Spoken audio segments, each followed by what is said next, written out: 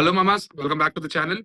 ఈరోజు మనం 'అఖండ 2' గురించి మాట్లాడుకుందాం. అసలు సినిమా ఎలాగుంది? మనకు ఎలా కనిపించింది? సినిమాలో అసల ఉన్న ఎలిమెంట్స్ ఏంటి? సినిమా అంటే అది ఎవరికి నచ్చుతది? ఏ పార్ట్ ఆఫ్ ఆడియన్స్‌కి నచ్చుతది? మొత్తం అంతా మాట్లాడుకుందాం ఈరోజు. ఇంకోట్ ఇంకా మీకు చెప్పాలంటే ఈ సినిమాని నేను 2 వేస్‌గా డివైడ్ చేశాను ఈ వీడియోని సినిమా గురించి. ఒకటి నాలో ఉన్న ఒక బోయ బాలయ్య ఫ్యాన్ సినిమా ఎలా చూసాడు? అతనికి సినిమా ఎలా అనిపించింది? ఈ సినిమాలోని అతను ఎలా నేను ఎలాగ ఎంజాయ్ చేశాను as a Balayya Boya fan. Video starting part అంతా అదుంటది. సెకండ్ పార్ట్ వచ్చేసి నాలో ఉన్న సినిమా ఎంతూసియాసిస్ట్ చెప్తాను. నాలో ఉన్న సినిమా అభిమాని ఎలా ఫీల్ అయ్యాడు? ఒక సినిమాని ఇష్టపడేవాడిని. అసలు ఆ సినిమాని ఎలా చూసాను? అసలా ఎలాగనిపించింది ఆ సినిమా? ఇవన్నీ మనం లేటర్ పార్ట్ ఆఫ్ ద వీడియోలో మాట్లాడుకుందాం. ఫస్ట్ పార్ట్ వచ్చేసి as a Balayya, Boya combo ఫ్యాన్‌గా చెప్తున్నాను. సినిమా అయితే మరీ హైలైట్, సూపరు, ఇది బంపరు 'అఖండ 1' లాగే ఉందని చెప్పను. 'అఖండ 1' మీద కొంచెం డౌన్ అయింది సినిమా. బట్ మనం దేనికోసం అయితే వెళ్తాము, బాలయ్య, బోయ కాంబో అయితే మనకు తెలుసు. కొంచెం లౌడ్‌గా మూవీ లౌడ్‌గా ఉండడం, యాంటీ గ్రావిటీ ఫైట్‌లు, దాని తర్వాత మన బాలయ్య అందరికి క్లాసులు పీకడం, బాలయ్య డైలాగులు, ఇవన్నీ ఎలిమెంట్స్ ఉంటాయి. On top of that Thaman music background నుంచి గుద్దుతా ఉంటాడు. నిజంగా లిటరల్‌గా చెప్తున్నాను. సినిమా స్టార్ట్ అయిన వెంటనే ఒక 2 నిమిషాలకి నేను మాట్లాడుతుంటే నా వాయిస్ నాకు ఇనిపించలా. అంత లౌడ్‌గా ఉంది మ్యూజిక్. ఇంకా నేను స్పీకర్‌లు పోతాయేమో అనుకున్నా థియేటర్‌లో. దేవుడి దయ వల్ల ఏం కాలిపోలేదు. బావుంది. కానీ సినిమా స్టార్ట్ అవ్వడం మంచి రీక్యాప్‌తో స్టార్ట్ అవుద్ది. రీక్యాప్ తర్వాత ఓపెనింగ్ సీనే చాలా బ్యూటిఫుల్ సీన్ పడతది సినిమాకి. అసలు బాలయ్య బాబు ఆ పిల్ల పెద్దయ్యేంత వరకు ఎక్కడుంటాడు? మనకి మొత్తం అంతా తెలిసిపోద్ది. జస్ట్ ఒక 2-5 మినిట్స్ సీన్ అనుకుంటా. చంపేసాడు బోయ ఆ సీను. దాని తర్వాత సినిమా మళ్ళీ ఫ్లాటే. సినిమా అలా డౌన్ అయిపోద్ది. సినిమా డౌన్ మనకు తెలిసిందే కదా!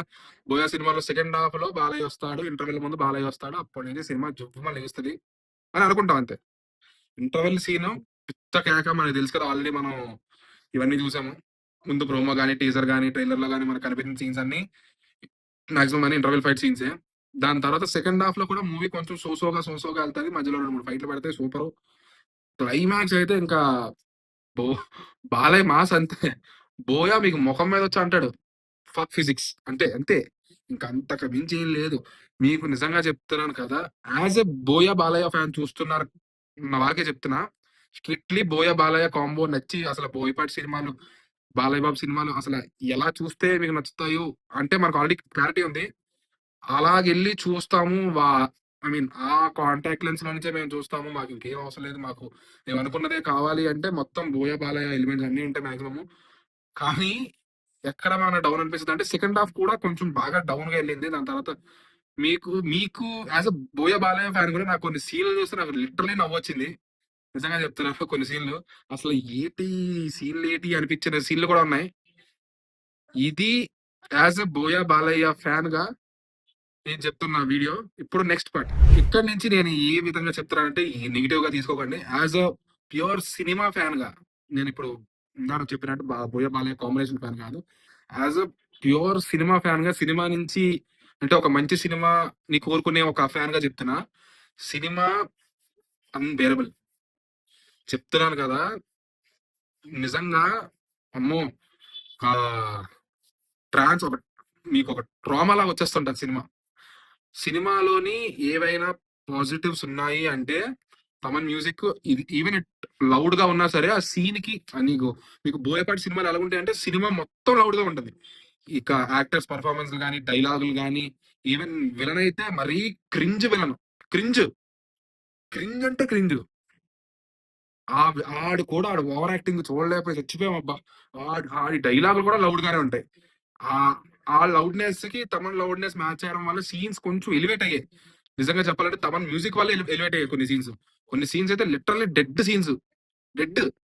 తమను ఏదో లేపడానికి ట్రై చేస్తున్నాడు సీపీఆర్ ఇచ్చో, ఏది చేసో కానీ అక్కడ ఏం లేదు. ఏం లేపుతారు? ఇంకా నెక్స్ట్ పాజిటివ్‌కొచ్చేసరికి కొంచెం బాలయ్య బీయింగ్ బాలయ్య, ఆ బాలయ్య ఎనర్జీ గాని, కొన్ని సీన్స్‌లోని ఈవెన్ సినిమా అంతా అఘోరా క్యారెక్టర్ మీద ఎళ్తది బాలయ్య బాబు. అంటే సెకండ్ హాఫే సీన్ ఉంటది. ఫస్ట్ హాఫ్‌లో కూడా పెద్ద బాలయ్య సీన్‌లేం ఉండవు పెద్దగా. ఒక ఫైట్, ఒక సాంగ్ నార్మల్ తెలిసిందే. దాని తర్వాత నార్మల్ స్టోరీ ఉంటుంది. ఆ బాలయ్య యాస్ అఘోరా, బాలయ్య ఎనర్జీతోనే సినిమా కొద్దో గొప్ప ఎలివేట్ అవుతుందని చెప్తున్నాను గదా! మిగతాదంతా అసలు ఏం లేదు సినిమా. నిజంగా బోయ బాలయ్య సినిమాల కాంబినేషన్ లో ఏదైనా ప్లస్ పాయింట్ ఉంది అంటే అన్ని సినిమాల్లోని సెకండ్ హాఫే మంచి ప్లస్ అన్ని సినిమాలకి. ఇది సింహ అవనియండి, లెజెండ్ అవనియండి, అఖండ అవనివ్వండి, సెకండ్ హాఫే ప్యూర్ సినిమా. సినిమాలో ఉన్న మొత్తం మజా అంతా సెకండ్ హాఫ్ లోనే ఉంటది. కానీ ఈ సినిమాకి వచ్చేసరికి అఖండ టూ సెకండ్ హాఫ్ పెద్ద డౌన్ అయిపోయింది సినిమా. ఎక్స్ట్రీమ్లీ డౌన్ అయిపోయింది సినిమా సెకండ్ హాఫ్ లోని. నిజంగా మళ్ళీ విలన్స్ గురించి మాట్లాడాలంటే విలన్స్ అందరూ మొత్తం వేస్ట్. అందరూ శుద్ధ పూసగాళ్ళు విలన్స్. మన ఆది పినిశెట్టిని విలన్ గా తీసుకున్నారంటే ఏమో క్యారెక్టర్ ఉంటదేమో, మంచి క్యారెక్టర్. అసలు మంచి సీన్లు పడతాయి బాలయ్య, బోయకి బాలయ్యకి ఆల్మోస్ట్ సెకండ్ హాఫ్ దగ్గరలో మన ఆది పినిశెట్టి వస్తే మంచి సీన్లు పడతాయేమో, నెక్స్ట్ మంచి విలన్ విలన్ చూపిస్తారేమో మనకి మంచిగా. అంటే ఏమి లేవు. తిప్పి కొడితే తిప్పి కూడా కొట్టవలసిన లేదు, 2 సీన్లే ఆది పినిశెట్టికి. ఫస్ట్ వస్తాడు, దెబ్బలు తింటాడు, వెళ్ళిపోతాడు. సెకండ్ వస్తాడు, దెబ్బలు తిన్నాడు కదా, ఇప్పుడు బాలయ్య పోతే చంపేయాలంతే. చంపేస్తాడు, పంపించేస్తాడు, అయిపోయింది. ఇంకా క్లైమాక్స్ ఆ చైనా సీక్వెన్స్ అంటే నిజంగా చెప్తున్నాను కదా, logics, physics, gravity, biology, zoology ఏం అవసరం లేదు బోయాకి. జస్ట్ బోయామిజం, బోయా ఎక్స్ అది. చెప్తున్నాను కదా, అసలు ఏమి ఏమి అసలు మీకు బుర్ర బుద్ధి అసలు ఏముండదు సెకండ్ హాఫ్ లో. సెకండ్ హాఫ్ అనేది చైనా సీక్వెన్స్ కానీ, చైనా దాన్ని పెట్టడం కానీ, సినిమాలో అని సినిమాలోని ప్రజలకు దేవుడి మీద నమ్మకం పోద్ది. ఇప్పుడు స్పాయిలర్ అని కాదు కానీ మీకు ఆల్రెడీ ట్రైలర్ చూస్తే కూడా అర్థమైపోవాలి. అంటే ఆ రీజన్ కూడా ఎలా ఉంటదంటే నమ్మే విధంగా ఉండదు. Pure template reasons అన్నీని.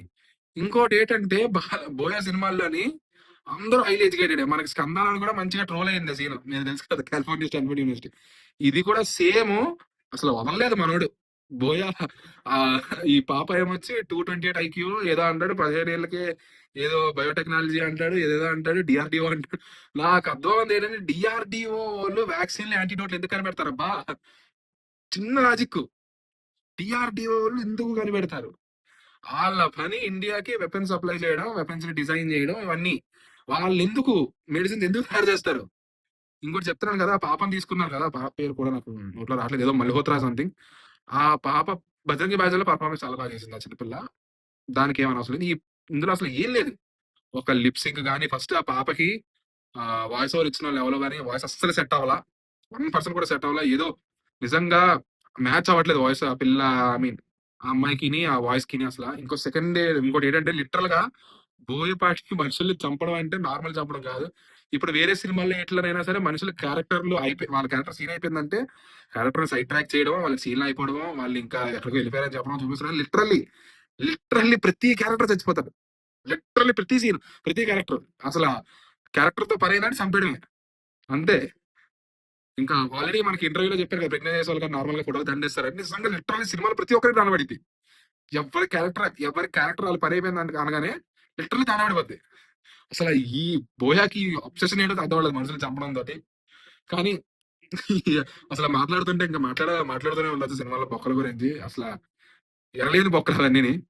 Anyway, as a Balayya buoy fan నేనైతే కొద్ది గొప్ప ఎంజాయ్ చేశాను. కానీ మరీ అఖండ అంత ఎంజాయ్ చేశానంటే లేదు. బాలయ్య ప్రీవియస్ మూవీస్ అంత ఎంజాయ్ చేశానంటే అది కూడా లేదు. సో చెప్పొచ్చేది ఏంటంటే as a Boya Balayya fan మీకు ఆ యాంటీ గ్రావిటీ ఫైట్లు కానీ, ఈ సీన్లు కానీ నచ్చుతాయంటే you can give it a try.